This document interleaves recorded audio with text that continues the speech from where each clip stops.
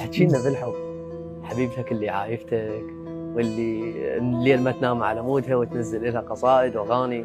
لا شو السالفه؟ راحت. احكي لي. شو اسوي؟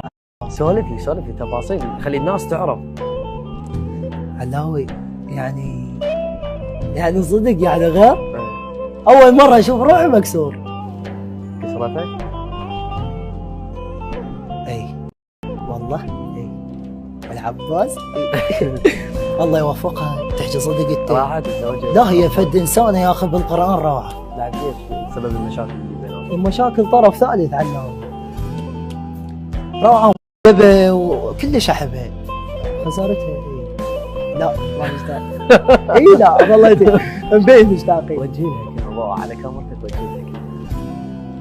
انا بخير والله بس ما طول. عزيز انت قلت مشتاقة لي؟ لا.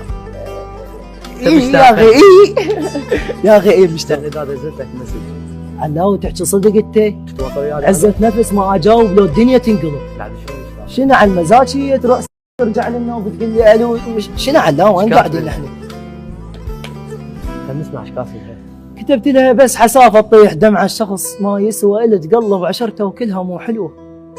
حسافه تضيع سنينك بحب انسان لا خلى قيمه ولا عرف فيه. الله. اي ما خلاني خط رجع استعد وانساه. زين. مو؟ اكيد. وكبر قلبك وقول الفراق شو؟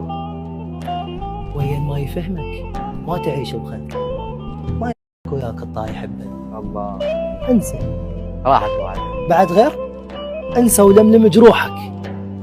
وخذها وياك. مرات الجروح تعيشك بنشوة.